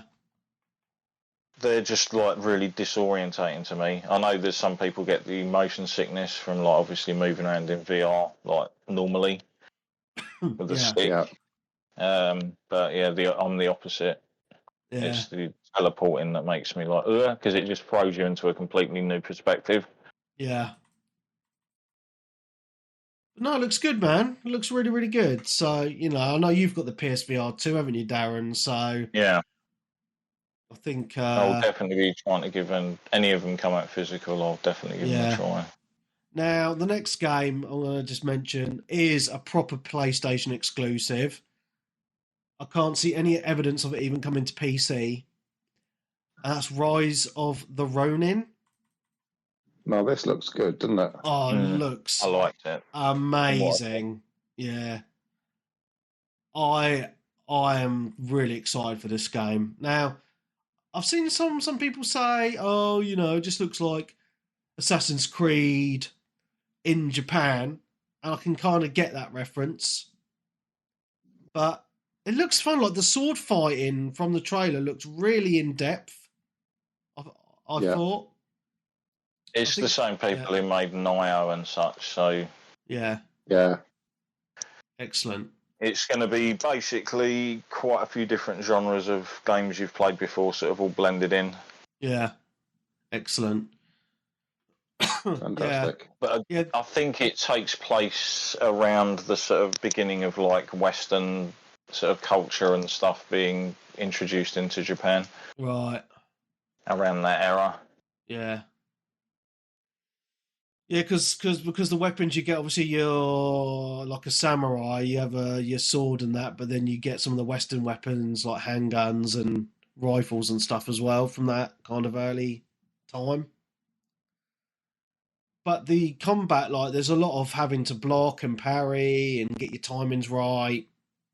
I just think it looks really cool. So yeah, I'm really excited for this because, the only other game that seems a little bit similar was Ghost of Tsushima, which I really enjoyed. Yeah. I consider one of the best PlayStation exclusive games ever. So this I'm really excited for. Yeah. Mm. Out Yeah, the looks same good. day as Looks good. Dragon's Dogma 2. Yeah, I know. Okay. Silent Hill. There was two Silent Hill showings. So the first one was the Silent Hill, the short message. Do you know what? I have this demo, but I haven't played it yet. I've downloaded it, but I still Oh, haven't given it a try yet. I haven't. I've read that it's only about 2 hours long, Makes sense. hence the I name, the expected short it to be message. kind of like a PT thing anyway, like a Yeah, PT style experience. yeah, but obviously I've not played Yeah. it because of the. Obviously, I've been busy with Like a Dragon. However, I've been reading quite a lot of negativity towards this demo or this game. It's got very poor review scores, about a 6 out of 10, Oh, really? generally. A few people in our Discord community who have completed and said that they enjoyed it, but the last portion of the game, there's like a battle at the end, but you got to run around collecting stuff in like a maze, and they just kept on Uh, dying over and over again, which sounds very frustrating. Um, True, yeah, you can have really good atmosphere and stuff in a game and still have it shit because the yeah, game itself isn't fun. yeah. Now, obviously, I haven't played it, so I will play it. But like from what I watched, it looked really, really scary. It looked really very psychological. But the only Mm. thing I find a little bit off-putting is that whole teen angst stuff and a Mm. lot of mobile phone stuff, and I don't really like that in games too much. So we shall see. So yeah. Now and then they showed off the Silent Hill 2 remake, a trailer for it. Yeah.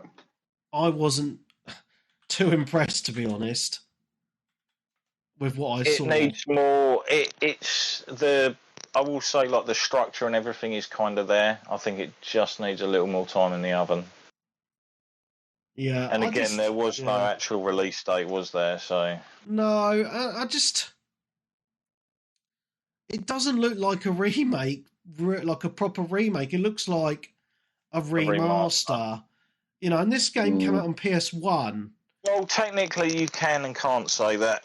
Visually, yes, but the way it plays, completely no, because obviously you're going from like a certain static camera angles Yeah, to a third person over the yeah. shoulder. But, for a remake, I was expecting it to look not like an Xbox 360 game. That's, because that's kind of the graphics it looks like, a couple of generations behind what we're seeing at the moment. And I it don't surprises know. me. It surprises me because you look at the Resident Evil remakes, they look gorgeous.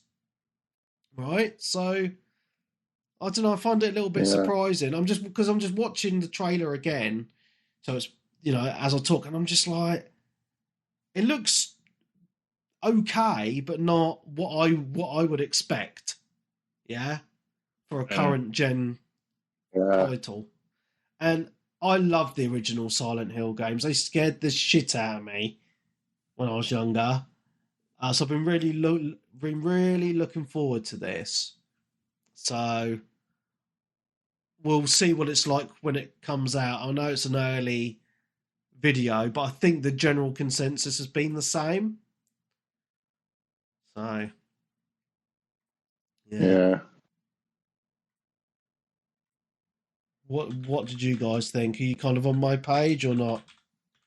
I think, like I said, I think it looks decent. It just needs more time. Like it didn't, like you say, visually blow me away, but it was like good enough, in my opinion. Yeah, that's fair enough. I don't think many games nowadays like visually look shit. Like if they do, it's just because of the art style they've gone for, and it just doesn't appeal to you personally. I don't know. It just looks like the old style blocky fucking style. That's just my opinion, you know. Yeah, well, they didn't really show a great deal of like gameplay too much. They showed more combat than they did actually like the exploration, which is a majority of the game. The combat reveal trailer, so that's why. Yeah. Because there was a teaser trailer I've just found on YouTube from a year ago, which actually looks a little bit better than that combat one. So that's quite interesting. So yeah, intriguing indeed. Moving on anyway. Sonic X Shadow Generations. See, is this actually like an add-on for Sonic Generations, or is it like a weird crossover separate game? I think it's a separate game. Yeah. Yeah. Because I remember it looking slightly different to the other one. Yeah, I'm not. I don't think it looks that great, but I don't know. Kind of maybe I'm a bit old for that sort of stuff now. I don't know, but just looked a bit meh to me. But that's my opinion. Okay, a game that wasn't really on my radar, to be honest, and I've heard Darren talk about it a few times, and I've not really paid a lot of attention to it because it's like, it's PlayStation exclusive. I don't really care. However, originally wasn't. That's what's pissed some people off. Oh, right. But after watching this trailer, this game is a gameplay overview trailer that they showed. I was like, day one. I'm getting this day one. Stellar Blade. Oh, yeah. Amazing. That's the main opening of the show, really, wasn't it? Because we'd seen Helldivers before, and it was just reminding us that it's out basically next week. Yeah. Wow. Now, this is only coming to PlayStation, and that's it. Not even PC, which makes it was originally slated. It was originally slated for the PC and PlayStation. It started off development for both, and then I think Sony have been like. Well, I'm quite surprised by this. Now, it's developed by a studio called Shift Up Second Eve Studios. Never heard of them before. They're based. Are they based in Korea or something? Yeah, they're Korean. Yeah.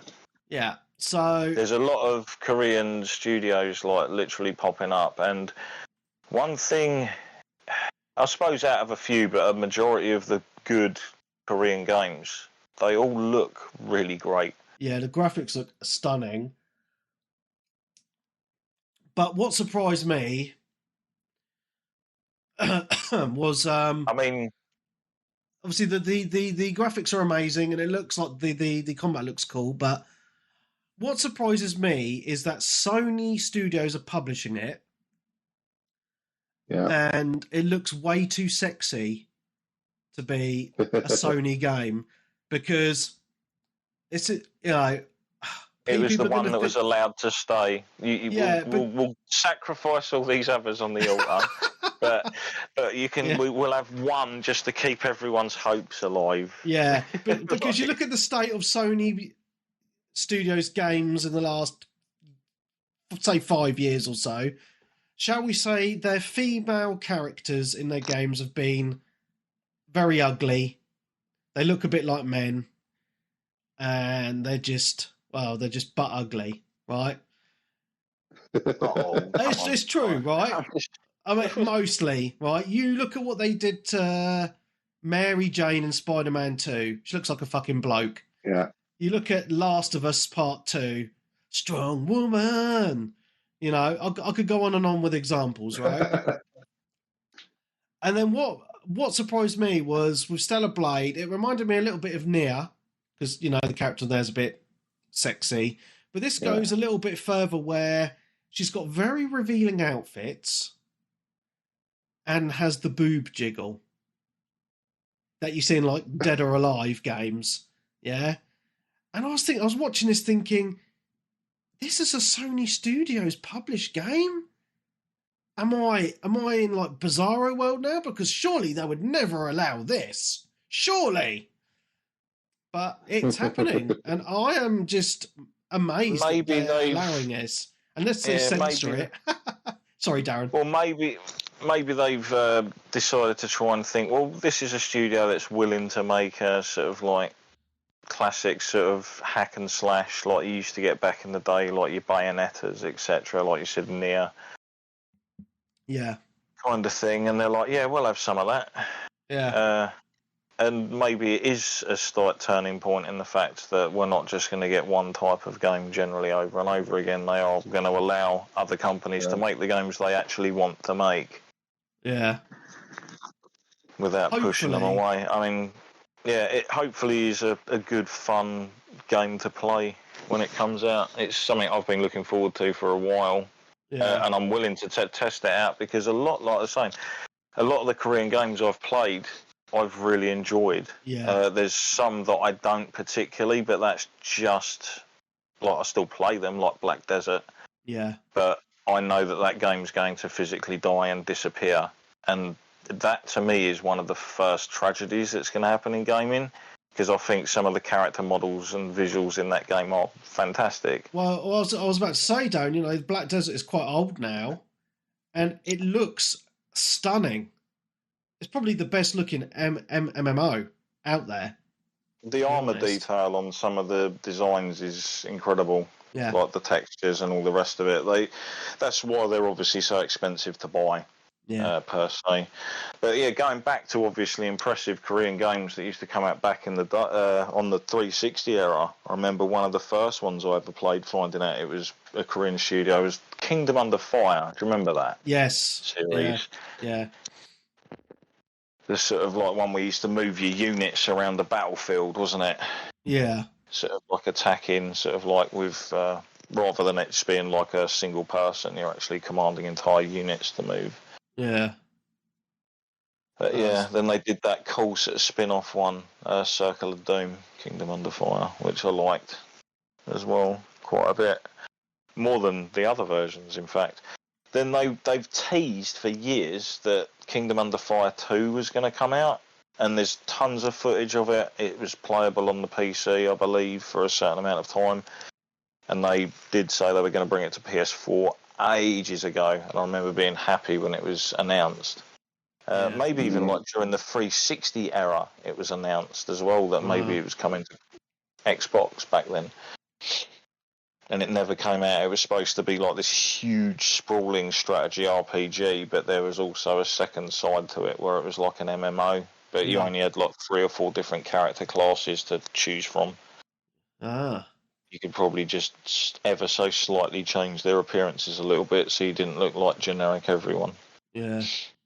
Which is, again, one of the reasons why I really liked Halo Reach. I think one of the things that gave that game more was the fact that you were a person in a squad. Yes. And everyone had different armour in the squad, including if all of your mates were in the game, because everyone had different armour on or different colours, etc. Rather than the old classic where you jump in and everyone's just John Spartan running around. Yeah. Like, looking exactly the same. Well, that's why, like, for me with Halo, Reach is one of my favourites. I've got the collector's edition up in the loft still with the, you know, the big statue thing. Yeah, that's cool. But actually, my favourite Halo campaign is ODST. Yeah, I didn't mind ODST. I really enjoyed it, but yeah. So good. And again, you were the little squad and going through, you know. Oh, I loved it. Anyway, we are digressing slightly. There's a few more games to talk about. Now, one game that surprised me that we saw as a remake was Until Dawn. Yeah. Oh, yeah. And I remember, like, me and Darren were watching it, and we were like, "What game is this?" Because it's been a long time since Until Dawn came out. PS4, was it PS3? I can't quite It remember was now. no, Was it it's PS4? PS4. I It was think it was PS4, yeah. within. Yeah, I think it was It was early. within the first year of the PS4. Yeah, It was. Something like and it was a great game. I fucking loved it. Yeah, so they're doing a remake, and it looks good. That's all I can say, really. I mean, I remember it looking amazing at the time anyway, so I'm not sure how far they can push it, but great game. So, Absolutely. yeah, that's all I can say about that. Another PC game that's coming to PlayStation, which I think is quite a good get for PlayStation, is V Rising. It's like a vampire survival game, but you build shit and stuff as well. Yeah. Pretty cool. So there's that, which it seems to be a good way to go, is consoles picking up some pretty decent PC games, because well, that game's still technically in beta, isn't it? Currently on the PC. I think it's literally launching like probably the same time it hits the console. Yeah, maybe, yeah. So, but I've heard nothing but good things from that game, if they're the type of games you like. Yeah. So that's a good win. And the last game is called Zenless Zone Zero, made by Hoyoverse, who do the free-to-play games for mobile phone as well. So like Genshin Impact. Yeah. So I'm guessing this is another free-to-play game that's also coming to mobile, but will also be coming to PlayStation. Yeah, it's been knocking around for a while on PC. I think there's been open betas for it already on PC or mobile or something. Yeah. Mm. It's now I will say this. I know people moan about the gacha stuff, and I get it, but I will say the art style of these games is always phenomenal. Like, I've played quite a bit of Genshin, and I think it's really good. And Honkai Star Rail I've played quite a bit of as well. And they look great, but yeah, they're free to play for a reason, guys. Yeah, I've never basically ever thought the visuals for those games look bad. I just don't like the business model to the game, and the fact that it is a game that will eventually just get turned off and it's all gone. Yeah. So what's the point? Yeah. That's everything that they showed. And personally, I think that's a really good showing. Now, I know only a couple of those games are actually true exclusives. However, there's a great bunch of titles there. Yeah, there's a lot that I'm looking forward to, but obviously, some of them you can get elsewhere, like Dragon's Dogma 2. Yeah. So I think this year is going to be pretty decent, because I think most of those games are coming this year as well. For me personally, I think this year is going to be better than last year for games. Fucking hell, mate! Last year was great, you know. Because obviously we're off to a flyer here, with obviously all the stuff we've got ending pretty much with Stellar Blade in April. Yeah. And then obviously I know around summertime the new 14 expansion Dawn Trial is going to come out. Yeah. So that's going to give me a hell of a lot of stuff to do as well. And then you've got further games on the horizon. Yep. Further down the road as well. And if people wanted physical copies of stuff like Baldur's Gate, that's out as well this year. Yeah. Yeah. So a lot of good stuff to play currently wherever you are. Yeah. Nice. Well, I think I said this in the Discord, I think yesterday. I said, I do feel sorry for people that don't like RPGs, because the beginning of this year we are, as JRPG fans especially, eating well. Yeah, I don't necessarily say it's even that. It's people not having time to put that amount of time into a game. Yeah. Like constantly. That's what it is a lot. It's for your dads that come home after work and they only get like an hour or so before they go to bed. Yeah. You're going to Jump want on to pick up card or something and like have a blast. You're not Yeah. going to want to sit there and play a little bit of a JRPG that you know is going to take you like 50, 60 hours. Yeah. Yeah. No, I get it.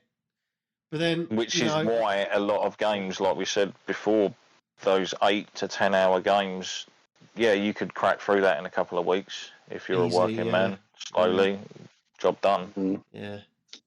No, I get it. I do. But I still feel sorry for them because they're missing out on some bangers. You know? They'll always be there, though. Yeah, that's true. When retirement kicks in and you haven't got anything to do, there's going to be a lot of people that are like, backlog, nice one. Oh, I've got my Steam library of over 1,000 games. What do I play? I've loaded up my Xbox and I can't play anything because they've all been delisted. No! Oh, dear. We shall see. But yeah, I mean, I think, the PlayStation show was good. I think we've got a lot of good games to look forward to. And it's going to be a good year for video games again. I'm pretty pleased to be a gamer at the moment. Definitely. Yeah. And I think that is it, guys.